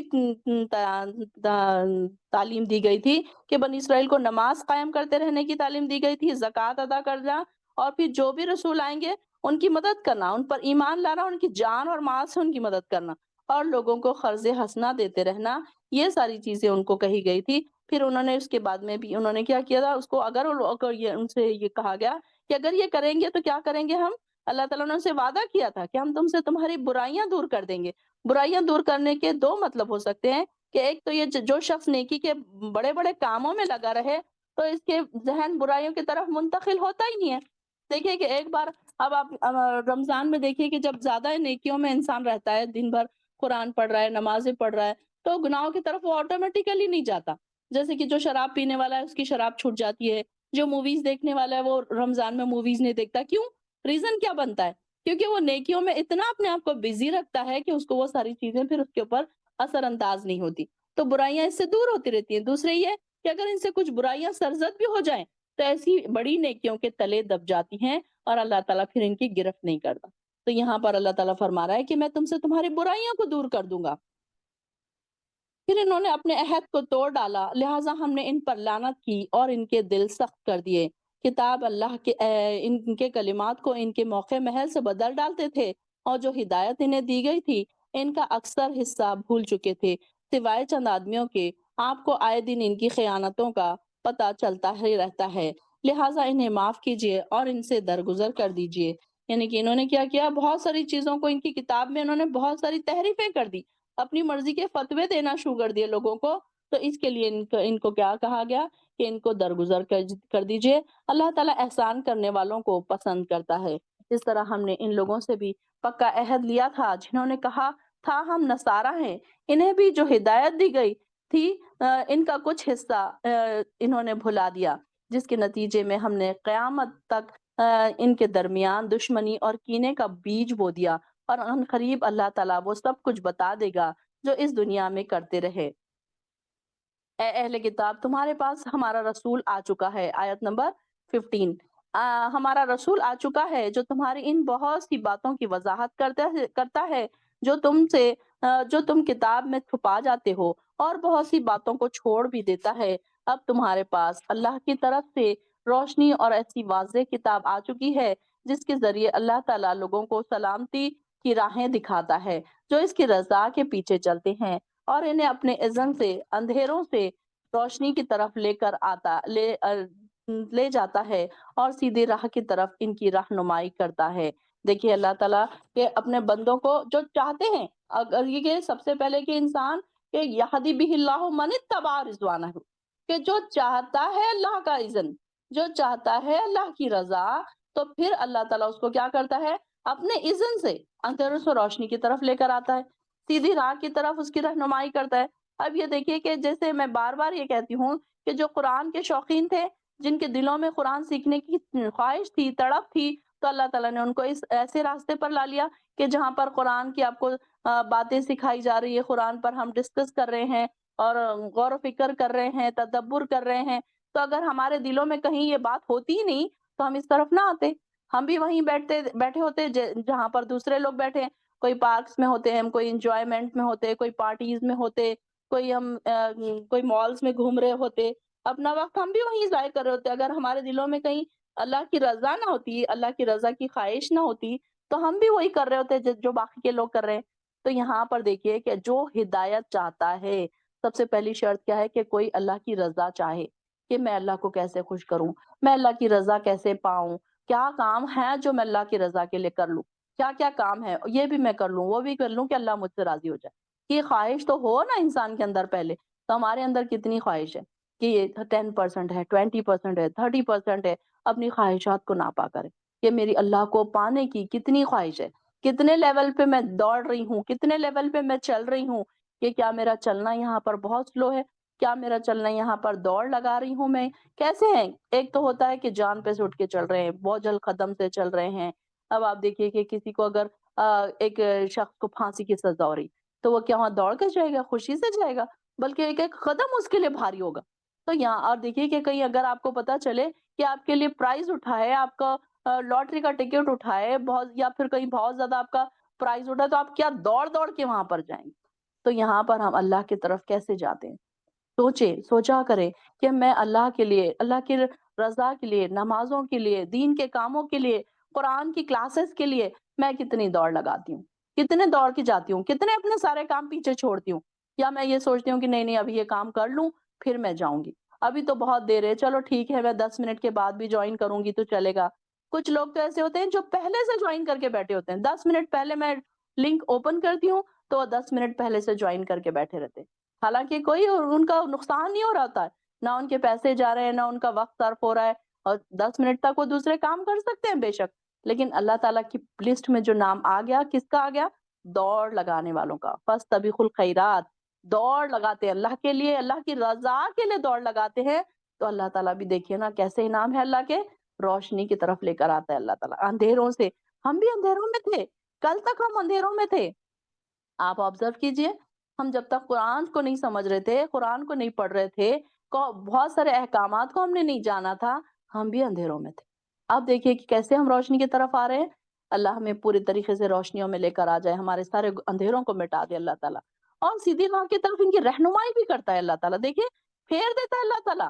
آپ دیکھیں گے کہ آپ کو ایسے ایسے راستے ملیں گے کہ جو سارے نیکیوں کے راستے ہیں۔ آپ کبھی چلے گئے، آپ نے کسی کی مدد کر دی، آپ نے کسی کا کھانا پکا دیا، آپ نے کسی کو کھانا بھیج دیا، کسی پڑوسی کا آپ نے خیال کر دیا، کسی بچے کو آپ نے ٹیوشن پڑھا دیا، یہ کیسے آپ کے لیے راستے آسان ہوئے؟ اللہ تعالیٰ نے آپ کے لیے رہنمائی کی نا، ورنہ ہم اگر چاہ کر بھی کچھ نہیں کر سکتے ہم۔ آپ دیکھیں کہ اگر کوئی انسان نیکی کرنا چاہے تو جب تک نہیں کر سکتا جب تک اللہ تعالیٰ اس کے لیے راستے آسان نہ کرے۔ تو اللہ تعالیٰ نے ہمارے لیے کیسے کیسے راستے آسان کیے۔ جب ہم کوئی دینی گروپ سے جڑتے ہیں تو آپ کو وہاں سے بہت سارے نیکیوں کے راستے پھوٹتے ہوئے نظر آتے ہیں۔ اکثر آپ کو کوئی نیکیوں کے جگہوں پر بلایا جاتا ہے، کہیں پر صدقہ و خیرات کے لیے آپ کو موقع مل جاتا ہے، کہیں پر آپ کو تجوید کے گروپس مل جاتے ہیں، کبھی آپ کو سیرت کی نالج مل گئی، کہ بہت ساری احادیث کی نالج مل گئی، بہت ساری چھوٹی چھوٹی باتیں جو ہمیں اب تک نہیں پتا تھی، وہ ساری چیزیں ہمیں مل گئی۔ تو یہ ساری چیزیں کیا ہے؟ یہ صراط مستقیم کی طرف اللہ تعالیٰ نے ہمیں ہدایت دے دی نا، تو اللہ تعالیٰ آسان کر دیتا ہے، راستے آسان کر دیتا ہے۔ یقیناً وہ لوگ جو کافر ہیں، انہوں نے کہا عیسیٰ ابن مریم ہی اللہ ہیں۔ آپ ان سے پوچھئے اگر اللہ تعالیٰ مسیح ابن مریم کو اور اس کی والدہ کو اور جو کچھ بھی زمین میں ہے ان سب کو ہلاک کر دینا چاہے تو کس کی مجال ہے کہ وہ اس کو اللہ کو اس کے ارادے سے روک سکے؟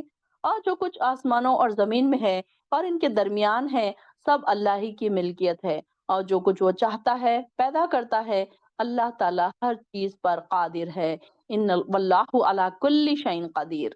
اور یہود اور نصارہ دونوں کہتے ہیں ہم تو اللہ کے بیٹے اور چہیتے ہیں۔ آپ ان سے پوچھئے اگر یہی بات ہے تو پھر یہ تمہارے گناہوں کی سزا کیوں دیتا ہے؟ بلکہ حقیقت یہی ہے کہ تم بھی ویسے ہی انسان ہو جیسے اس نے دوسرے انسان پیدا کیے ہیں، وہ جسے چاہتا ہے معاف کر دیتا ہے اور جسے چاہتا ہے سزا دیتا ہے۔ اور آسمانوں اور زمین میں جو کچھ ان کے درمیان ہے اللہ ہی کی ملکیت ہے، اور اسی کی طرف سب کو جانا ہے۔ یعنی کہ کہ بنی اسرائیل کے لوگ کیا سوچتے تھے کہ کیونکہ ہم انبیاء کی اولاد ہیں اس لیے ہم کو اللہ تعالیٰ معاف کر دے گا، ہم اللہ کے چنندہ بندے ہیں۔ تو اللہ تعالیٰ فرما رہے ہیں کہ اگر ایسا ہوتا تو اللہ تعالیٰ تمہیں سزا کیوں دیتا؟ اے اہل کتاب، تمہارے پاس ہمارا رسول اس وقت آیا اور احکام کو واضح طور پر بیان کر رہا ہے، جبکہ رسولوں کی آمد کا سلسلہ بند ہو چکا ہے۔ یعنی کہ نبی آخر الزماں کا جو انتظار ان لوگ کر رہے تھے بنی اسرائیل میں، ایک ایسا زمانہ ہے کہ ایک کے پیچھے ایک کے پیچھے ایک پہلے نبی انبیاء کا سلسلہ چلتا رہا، لیکن اب جب سلسلہ بند ہو گیا تو آپ صلی اللہ علیہ وسلم صرف سیدنا عیسیٰ علیہ السلام کے بعد انبیاء کی بعثت کا سلسلہ بند ہوا اور مسلسل 600 سال بند رہا۔ اس کے بعد جو نبی آخر الزماں ہے یعنی کہ آپ صلی اللہ علیہ وسلم آئے تو یہود اس نبی کے انتظار میں رہا کرتے تھے اور مشرکین سے کہا کرتے تھے کہ جب نبی آخر الزماں آئیں گے تو ہم اس کے جھنڈے تلے جمع ہو کر تم پر فتح حاصل کریں گے۔ مگر جب نبی آ گئے، ان کی تشریف آوری ہو گئی تو یہود نے انہیں دی ہوئی بشارت کے مطابق ٹھیک ٹھاک پہچان بھی لیا، تو صرف اسی بنا پر ان کا انکار کر دیا کہ یہ بنی اسرائیل سے نہ تھے۔ ان کی یہ نہ تھی کہ یہ ہماری نسل سے نہیں آئے، باقی سارے انبیاء ان کی نسلوں سے آئے نا، تو صرف ایک نبی جو ہے اسماعیل علیہ السلام کی نسل سے آئے، تو ان کو یہی بات بس تھا کہ یہ ہمارے نبی ہماری نسل سے نہیں آئے۔ تو تم یہ نہ کہہ سکو کہ ہمارے پاس تو کوئی خوشخبری سنانے والا اور ڈرانے والا آیا ہی نہیں تھا۔ لو اب تمہارے پاس بشارت دینے والا اور ڈرانے والا آ چکا ہے، اور اللہ ہر چیز پر خوب قادر ہے۔ اور وہ وقت بھی یاد کرو جب موسیٰ نے اپنی قوم سے کہا، اے میری قوم کے لوگوں، اللہ کے احسان کو یاد کرو جب اس نے تم پر کیا، جبکہ اس نے تم میں سے کئی نبی پیدا کیے اور کئی بادشاہ بنائے، اور تمہیں وہ کچھ دیا جو اقوام عالم میں سے کسی کو نہ دیا۔ یعنی کہ یہاں پر بنی اسرائیل کے بارے میں بتایا جا رہا ہے کہ ان کے اوپر کتنی نعمتیں اللہ تعالیٰ نے بھیجی تھی۔ اے میری قوم، اس پاک سرزمین میں داخل ہو جاؤ جو اللہ نے تمہارے لیے مقدر کر رکھی ہے، اور پیچھے نہ ہٹو اور نہ نقصان اٹھانے والوں میں سے ہو جاؤ، ورنہ نقصان اٹھا کر لوٹو گے۔ تو وہ کہنے لگے، موسیٰ، وہاں تو بڑے زوراور لوگ رہتے ہیں، جب تک وہ وہاں سے نکل نہ جائیں ہم تو وہاں نہ جائیں گے، اگر وہ وہاں سے نکل جائیں گے تو ہم داخل ہونے کو تیار ہیں۔ اور جو لوگ اللہ سے ڈرتے رہے، اب یہاں پر دیکھیے کہ یہ جو یہ لوگ وہاں سے نکلے، ان کو جب بنی اسرائیل کو اس نے فرعون سے جب انہوں نے نجات دلا کر واپس لے کر آئے، جب 40 سال وہ لوگ وادی تیہ میں انہوں نے گزارا، تب جب یہ پرانے ان کے ذرے بوڑھے ختم ہو چکے تھے، اب یہ ان کو جانا کہاں تھا؟ واپس فلسطین جانا تھا، ان کے آبائی وطن فلسطین ان کو جانا تھا۔ ان کی ہجرت ان کے آبائی وطن کی طرف بتائی گئی ہے، کیونکہ یہاں پر سارے انبیاء ادھر ہی آئے تھے نا، ابراہیم علیہ السلام، اسحاق علیہ السلام، یعقوب علیہ السلام، سارے کے سارے انبیاء ادھر ہی آئے تھے، تو اس طرح ان کا آبائی وطن ان کو واپس مل جانے والا تھا۔ اب ان مہاجرین کو لے کر جا کر وہ فلسطین پر چڑھائی کرو تو بنی اسرائیل کو اللہ تعالیٰ فتح دے گا، اب ان کو یہ کہا گیا تھا۔ تو چنانچہ موسیٰ علیہ السلام نے ان کو جہاد کی ترغیب دی اور ان کو کہا کہ چلو اب یہ سوچا کہ پہلے ہمیں فلسطین کے موجودہ حالات سے پوری طرح واقف ہونا چاہیے، تب ہی جنگ کی کوئی بات سوچ سکتے ہیں۔ تو انہوں نے کیا کیا کہ 12 آدمیوں کو فلسطین کے سیاسی حالات کا جائزہ لینے کے لیے روانہ کیا۔ تو سیدنا موسیٰ علیہ السلام نے ان لوگوں کو روانہ کرتے وقت یہ تاکید کی کہ حالات جیسے بھی ہوں، آ کر صرف مجھے بتانا، کسی کے اور دوسروں کے سامنے مت بتانا۔ اب جب لیکن ان لوگوں نے موسیٰ علیہ السلام کے حکم کی خلاف ورزی کی، اور جب فلسطین کے علاقے کا دورہ کر کے واپس آئے تو ان کی رپورٹ خفیہ طور پر سیدنا موسیٰ علیہ السلام کو دینے کے بجائے ہر ایک کو وہاں کے حالات بتانا شروع کر دیے۔ اور وہ رپورٹ کیا تھی؟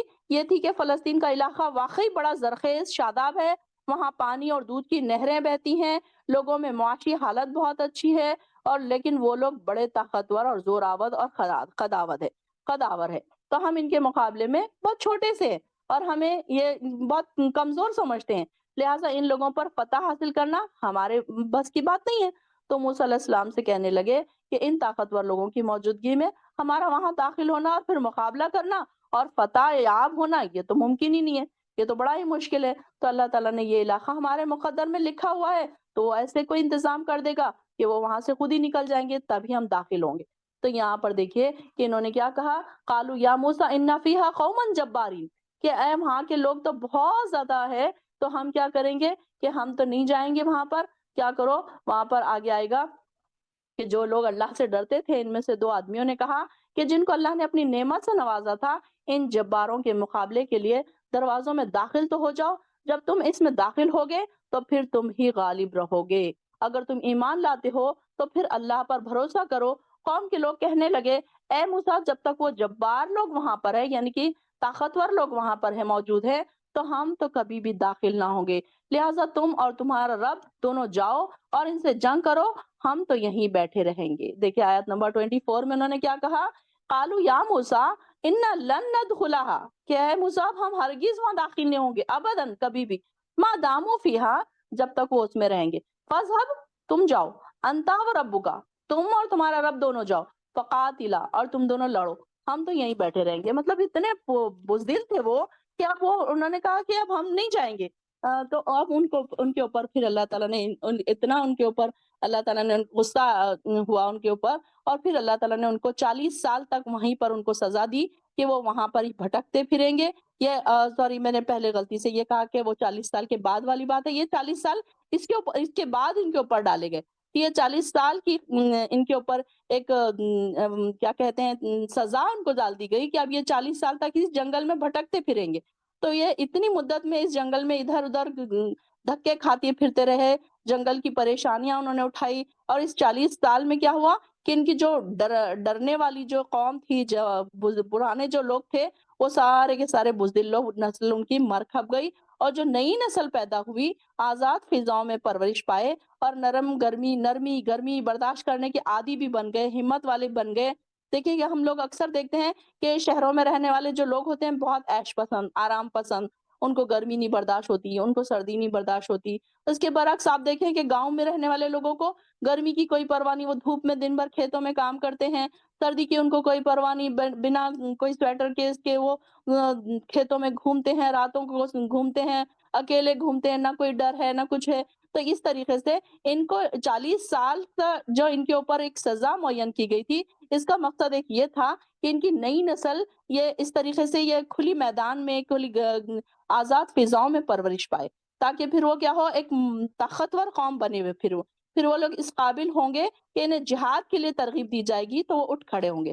تو لہٰذا اے موسیٰ، اس قوم کے جو یہ علاج کے لیے تو سزا بھی دی گئی تھی تو علاج کے طور پر دی گئی تھی، تو آپ ان کے اوپر ترس نہ ہی آنا چاہیے، مطلب موسیٰ علیہ السلام کو کہہ رہے ہیں کہ تم کو ان پر ترس نہیں آنا چاہیے کہ یہ ایسے کیوں ان کو بیچاروں کو 40 سال کی سزا دے دی گئی۔ موسیٰ نے کہا اے میرے رب، میرا اختیار تو صرف اپنے آپ پر اور اپنے بھائی پر ہے، لہٰذا ہمارے اور نافرمان لوگوں کے درمیان جدائی ڈال دے۔ اللہ تعالیٰ نے فرمایا اب وہ زمین ان پر 40 برس کے لیے حرام کر دی گئی ہے اور اتنی مدت یہ لوگ زمین میں مارے مارے پھریں گے، لہٰذا ایسے نافرمان لوگوں کی حالت پر غم نہ کرنا۔ اور یہاں پر دیکھیے